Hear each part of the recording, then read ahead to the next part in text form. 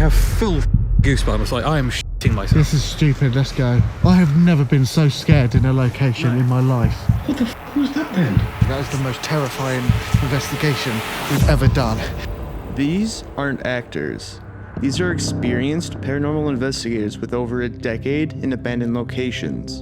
And something in this house pushed them to the edge of absolute terror. But was it paranormal? Or something far, far more dangerous? What's up, everyone? Welcome back to the channel. Today we're going to deep dive into one of the most intense paranormal investigations I've ever watched.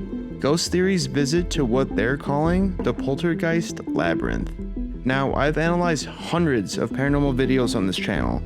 Most of them have pretty obvious explanations, some are outright faked.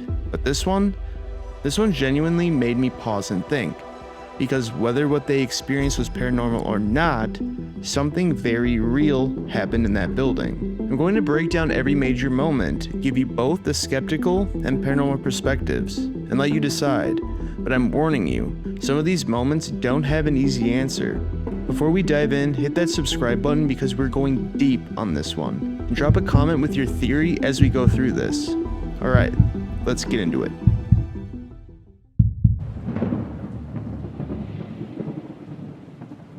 Some places we go to just feel different than other places. You can feel, and it sounds stupid, almost from a mile off, that there's something in the air that is going to make the night interesting.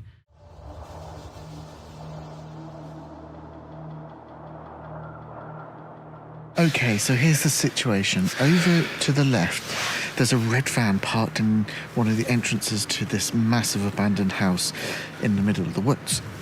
So, dog walkers, security, or what, just a broken down car? We don't know. Or a deterrent. Thing is, it's unlikely to be an owner. This place is worth millions, and that van's worth about £9. Or I think you're getting free in a Christmas cracker, potentially. Yeah. It wasn't really the greatest security van. To me, it looks like a deterrent. Yeah. They'd just go, look, there's someone here to stop people walking down the drive. So it started off like quite nerve-wracking, really, because in the main entrance there was a car parked, and we thought, oh great, you know, security, or there's people there doing maintenance or something. So we decided to take it in slow, go in the dark, use a night vision camera and go through the forest. So the investigation doesn't even start well. As Ghost Theory approaches this massive abandoned mansion in the middle of the woods, they immediately spot something unusual. Right off the bat, they're concerned. There's a suspicious van parked at the entrance, and they're trying to figure out if it's security, maintenance, or something else. And honestly, this is a good investigative practice. They're assessing potential dangers before entering. Now here's what's interesting. They note the contrast. This is a multi-million pound property, and the van is, in their words, worth about £9. Not exactly professional security. But here's the skeptical take. This van is our first piece of concrete evidence that other people were in the area. They could be property security doing rounds, other urban explorers, squatters, or local workers or hunters. Sometimes details like this are red herrings. Just because a van is there doesn't mean that the owner's inside the building. Could be unrelated to what happens next. Remember this van. When they leave at the end of the investigation, it's gone. But we'll come back to this. For now, they decide to proceed, using night vision and going through the forest to avoid whoever might be there. Already, the tension is building. As they enter the building, they're immediately struck by the layout. Let's watch their reaction.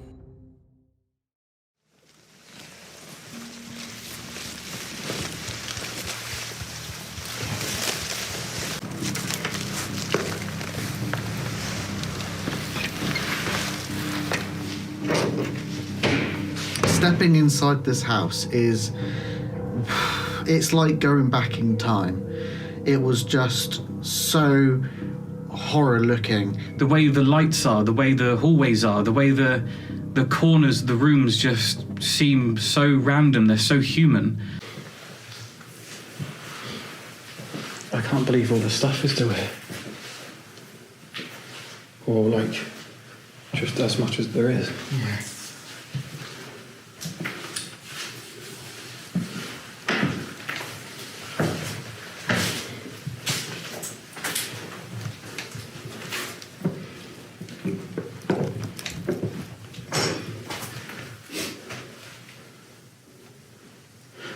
creepy. Locked. It's not locked, but I can't get through it. Like it's not even shut properly. There's no thought really gone into the design. It's just put things where they should be to be able to get somewhere else. It almost doesn't make sense, but it makes it feel creepy because it makes you feel like you're in the design of a human mind, and that's always an uneasy place to be. It's like being inside a human mind. That's a fascinating way to describe architecture. They're clearly unsettled by how this building is laid out. Corridors that don't make sense, rooms at odd angles, additions built on over centuries. Now here's where we need to talk about psychological priming. Here's a skeptical perspective. They're literally setting themselves up for fear. Before anything paranormal happens, they've already decided this place is creepy, unnatural, and designed to make you uncomfortable. When you go into a location with that mindset, your brain goes into hypervigilance mode. Every shadow becomes sinister, every sound becomes suspicious. This is a 16th century building that's been added onto for over 500 years. Of course, it doesn't have a logical layout. It wasn't designed by one person with one vision. It's architectural evolution. Medieval buildings, connected to Georgian additions, connected to Victorian extensions. That's just history, not horror. But here's the counter argument. Experienced investigators know about psychological priming. They've been in dozens of abandoned locations. If they're this uncomfortable, maybe they're picking up on something. Some people believe that locations can hold energy, and that sensitive individuals can feel that before anything visual or auditory happens. There's also the consideration of liminal spaces, areas that feel in between or not quite right. These can trigger genuine psychological unease, which some interpret as spiritual awareness. But here's my take. I think they're primed for fear, yes, but I also think genuinely disorienting architecture can create psychological effects, whether that's paranormal or just our brains not liking spaces that violate our expectations of how buildings should work. That's up for debate. Okay, now things start happening. They're exploring upstairs in one of the add-on sections when they hear something that stops them cold.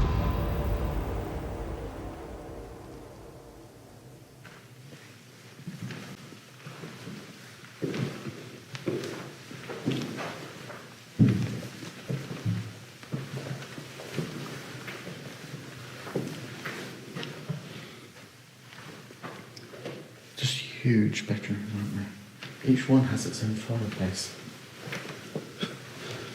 Don't you have that at home? A fireplace in every single room? No. Wow. You don't need 2 fireplaces. Just look at that.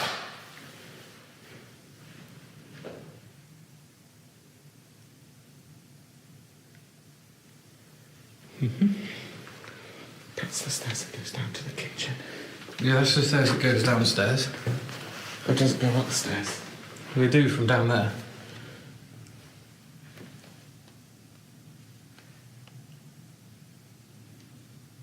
I just heard something behind me.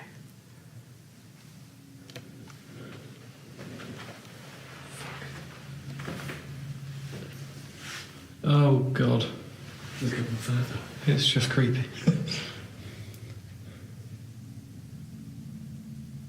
Those are very creepy. Dead insects. Are they dead insects?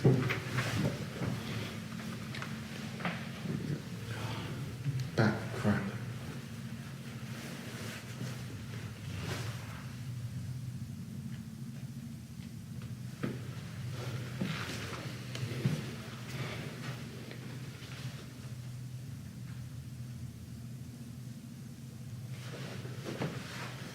What is the... What the hell is it? That noise. This is just bizarre. Wait, what?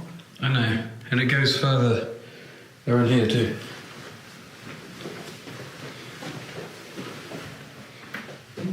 Is that a horror story?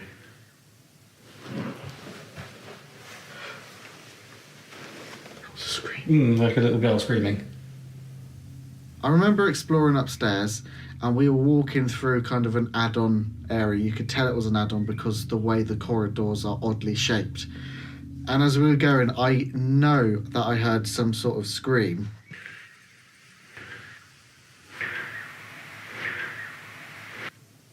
That was wrong.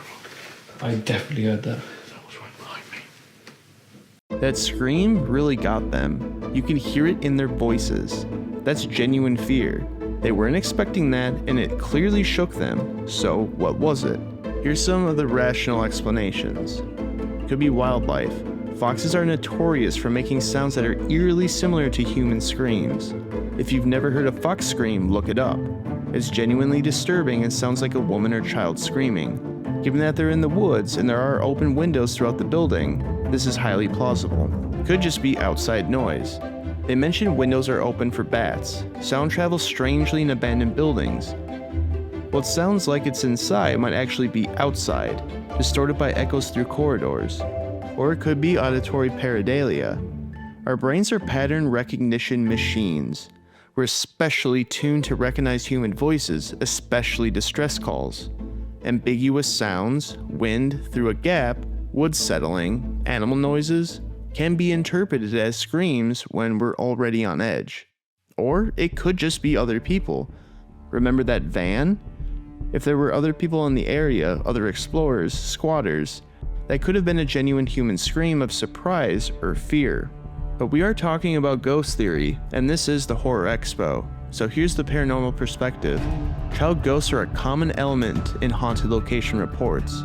If we're accepting the premise that locations can be haunted, a scream would be consistent with a residual haunting, meaning like a traumatic event replaying, or an intelligent haunting, meaning like an entity making its presence known, or poltergeist activity, which is basically like energy responding to the investigator's presence. The timing is interesting. It happens after they've been in the building for a while, after they've been calling out, asking for responses. Alright, this is where everything changes.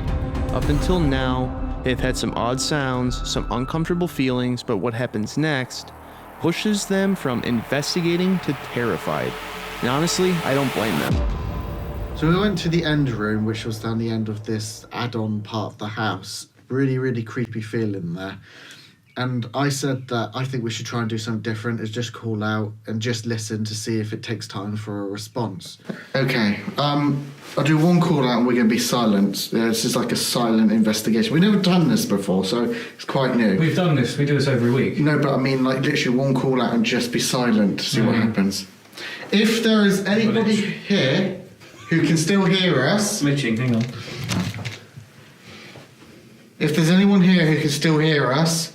We're going to be silent now to try and listen and give you time to respond. If you can do anything at all to let us know you're here, please do so.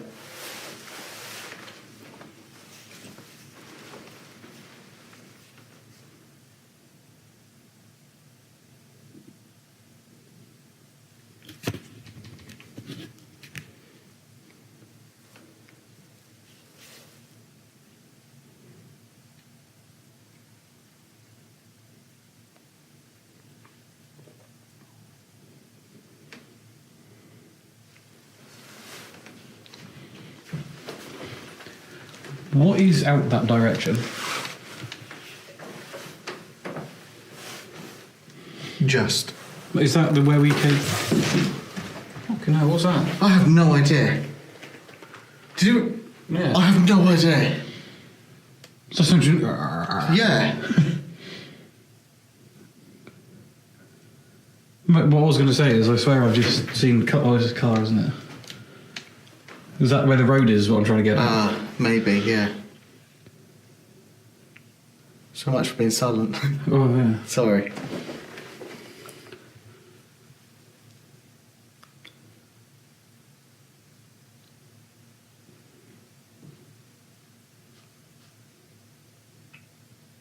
That face, your turn pout face. There's been a lot of that though.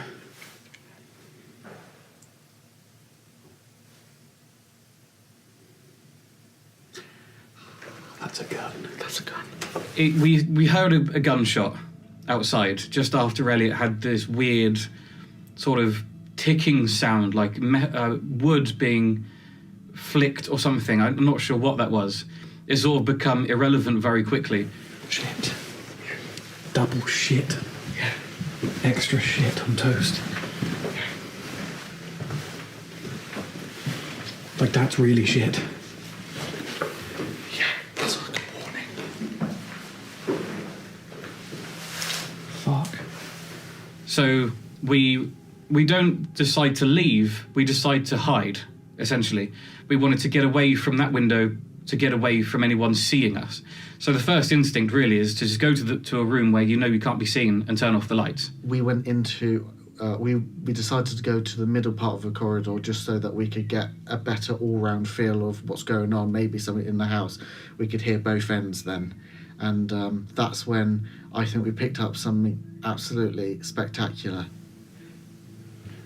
So, even on night vision, no. Fuck me. That's not good. I'm going to put my light on red. My fucking adrenaline. Yeah, I'm not happy about that. That's just been shot in this forest. Yeah. That's alright light as well. Would they be lamping? Could be. They wouldn't shoot towards the bloody house anyway. I mean, well.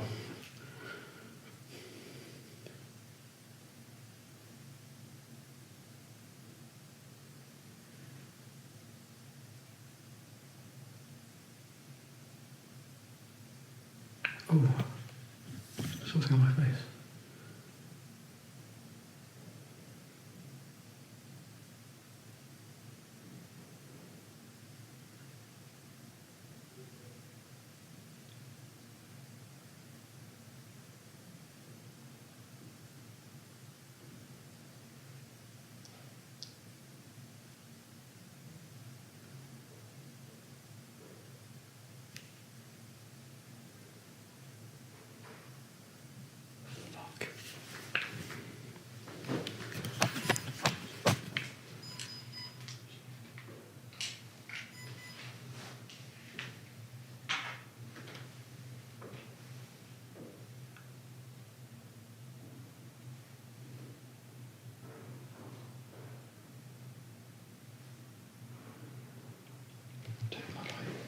Where's my bag?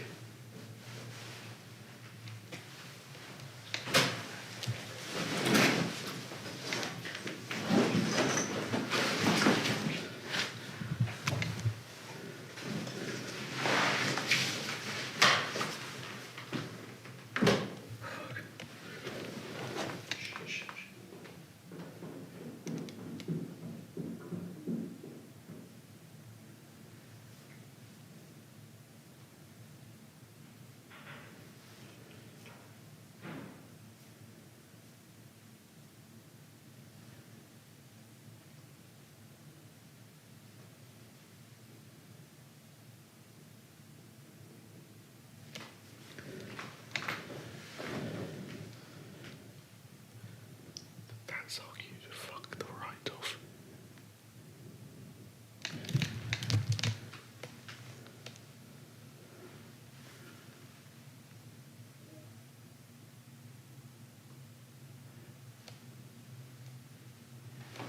Is there someone in here with a fucking gun?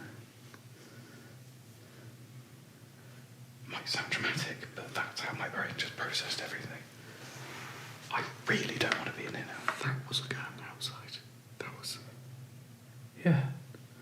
I saw a light, heard a gun. This is not fucking fun.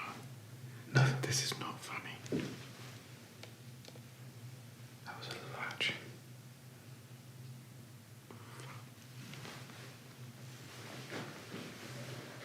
My fucking heart.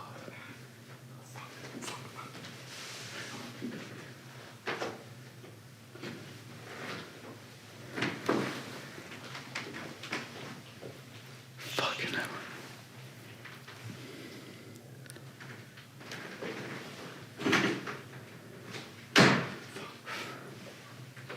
How the fuck if...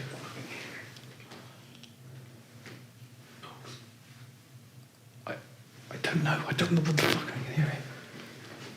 I don't know what the fuck's happening. That's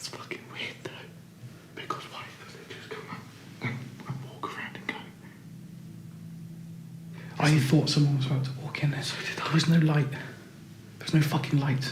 And somebody almost entered the house and then walked around the building, but we saw no lights, we had no breathing, we had no talking.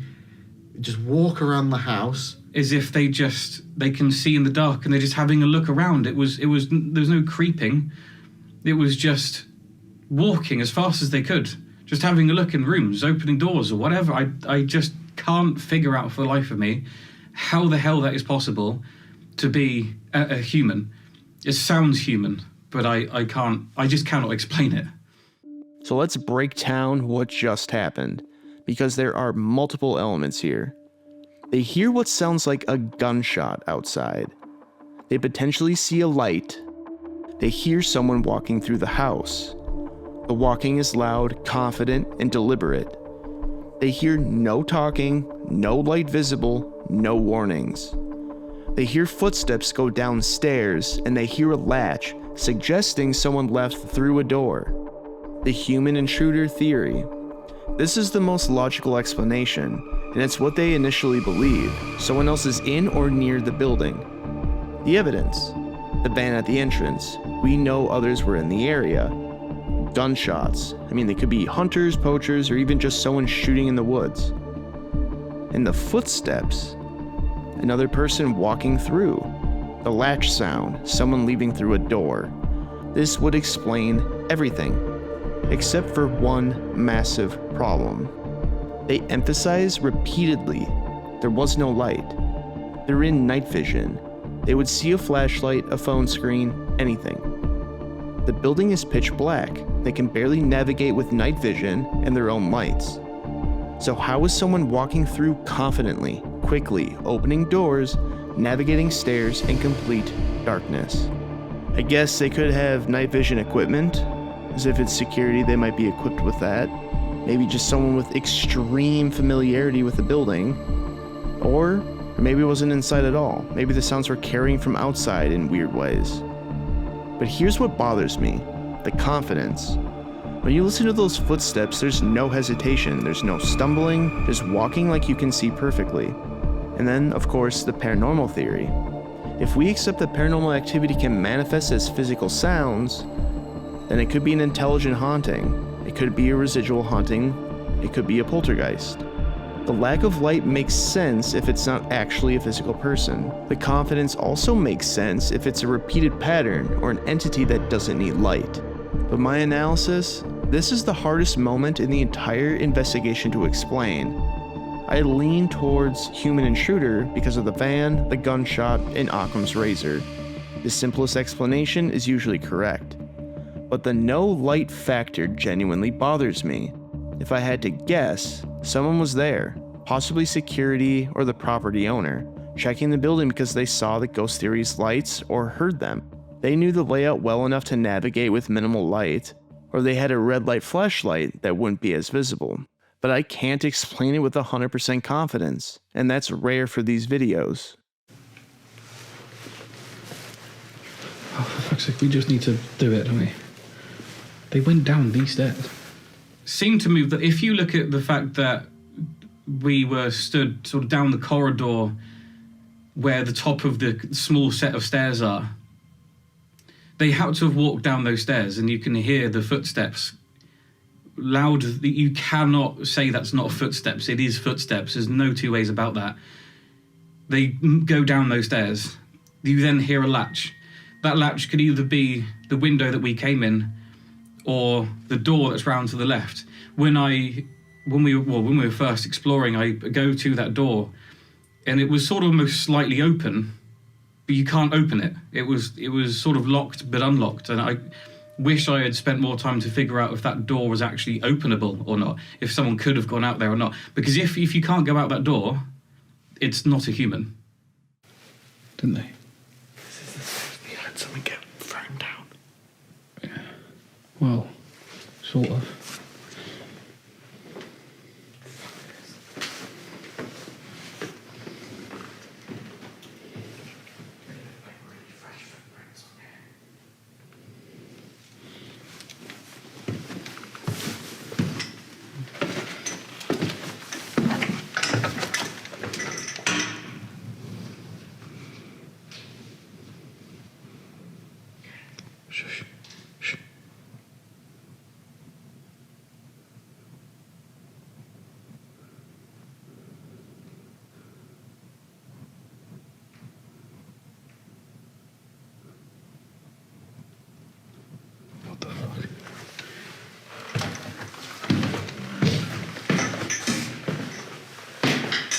I just heard.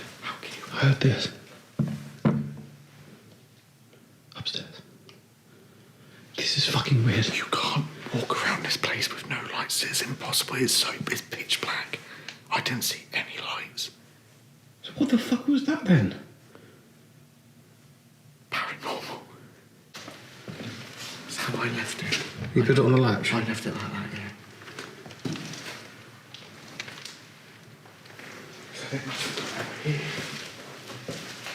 Oh, it's just weird, man. This is so weird. It's locked.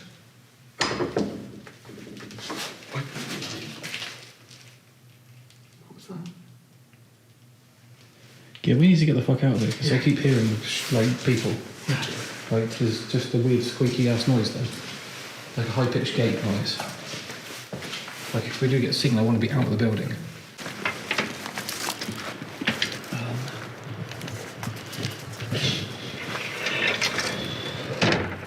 So we're going to go towards that car, the van. We need to check that out. We do. Yeah. Our minds are on overdrive now because we've just done it. When you watch it back, you go, oh no.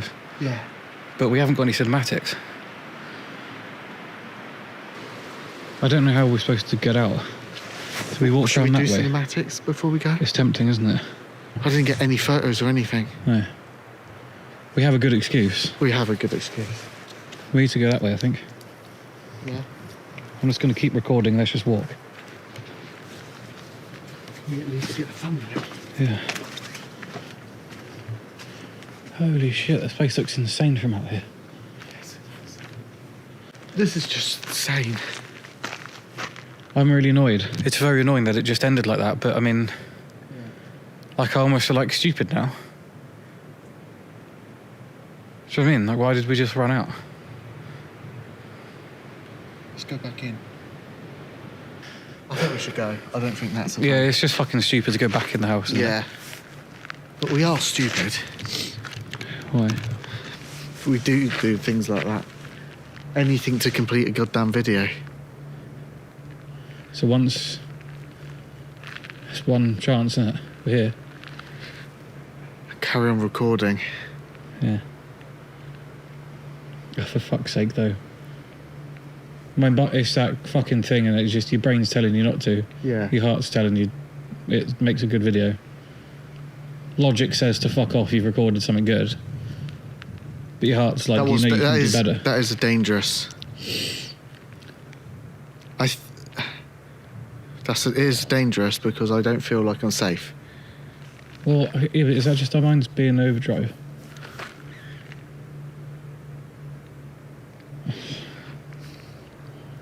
Oh, you're gonna kill us. We're gonna go back in the house. We're good, aren't we? Let's just do it. Let's just fucking do it. We're going God's back sake. in. So they flee the building. They're terrified. They think there's someone with a gun, and then they debate going back. This moment is fascinating from a psychological perspective. Let's talk about what's happening in their heads. They've just reframed everything. Initially, someone with a gun is in there, run. But then they start reasoning. If it was a human, why no light? How did they navigate so confidently? The footsteps didn't sound like someone being stealthy, and they reach a conclusion. If it wasn't human, if it was paranormal, then actually it's safer to go back in. But here's why this matters. This shows genuine fear, not performance. If they were faking for views, they'd either 1. Stay and capture more evidence, or 2. Leave and never come back. Instead, they flee in genuine panic. Then their investigative instincts override their fear. They have to know what it was. A human intruder is dangerous. A ghost can't hurt you in most belief systems.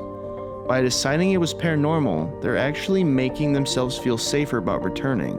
This is either very brave or very foolish, depending on what was actually in there. So they go back in. They're trying to get some cinematic shots to piece together their video, and then... Probably a good decision to go back in the building, because if we didn't, we wouldn't have captured what happened next. For fuck's sake, here we go. Here we go. Take that and I'll get the fucking... You're going to get the torch attached. Get the torch attached. That is actually fucking insane. Like, genuinely insane. No, I know it is. Like, actually insane.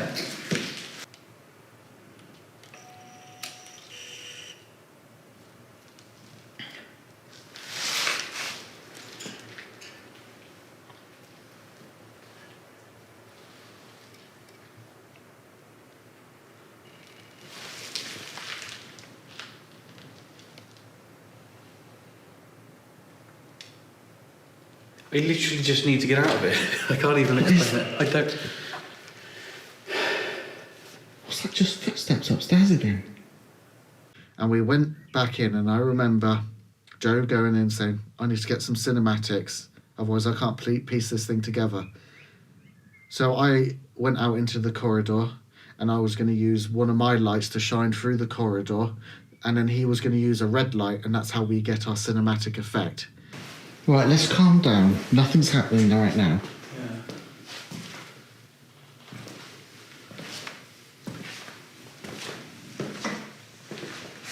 I mean, that's a crit shot, isn't it? Yeah. We get, like, the white down there and the red up there. Yeah?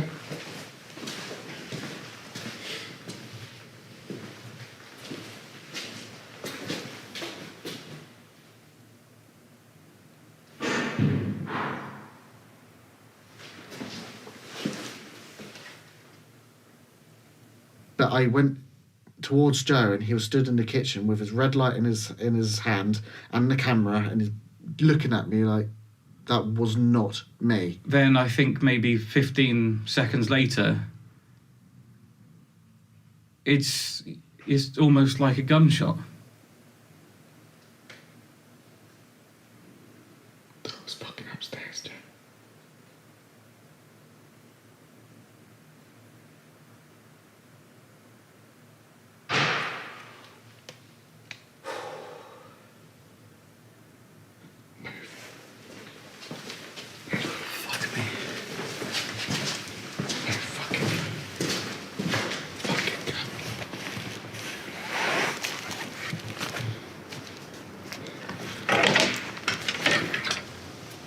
Where the fucking hell? I'm going. Go. I don't give a fuck. Yeah. Okay, this needs careful analysis because there are two investigators in different locations when these sounds happen. What we do know, one investigator is downstairs. One is filming down a corridor. Loud bangs come from upstairs. Both hear them clearly. Neither of them caused the sounds. Some of the rational explanations could be structural settling. Old buildings do this, especially at night when temperatures drop. Wood contracts, beams shift, and it can sound like gunshots. I've heard this personally in old buildings. Animals. They've mentioned bats and rats. A bat colony taking flight or a rat knocking something over could create sudden, loud noises. Doors slamming. Air pressure changes in a building with wide open windows can cause doors to slam. They mention the windows are open throughout. Or other people still there. If our human intruder theory is correct, maybe that person was still in the building and slammed something to scare them away. If we're considering paranormal causes, direct responses to their return, which would be like an intelligent haunting, poltergeist activity at peak intensity, or energy manipulation creating physical sounds. But here's what's compelling, the timing. They return, they start setting up for shots, and immediately there are loud bangs from exactly where they're not. It's either remarkable coincidence or something responding to their presence. But the timing is interesting. Why didn't they hear these sounds during their first hour of investigation? Finally, they leave for good. They're done. They're shaken, and they notice something. What the actual hell? I had everything in shot. That was just like, get out. We're going. Can you see anybody inside at all? No, we just walked around it all. No, I know, but that noise came from up there in that middle corridor. Oh, Can we please get the hell out of here? Yes, please. Please. Yeah. That is the most terrifying investigation we've ever done. And I'm walking away from it right now thinking, holy crap, we've done this. We've come across something. And in my opinion, a lot of that, all of that, fuck it, all of it, mostly is paranormal. What the hell?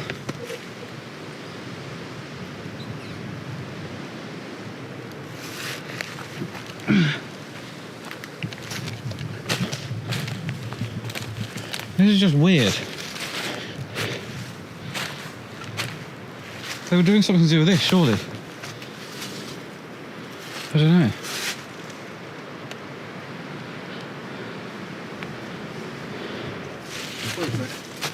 Just a cupboard.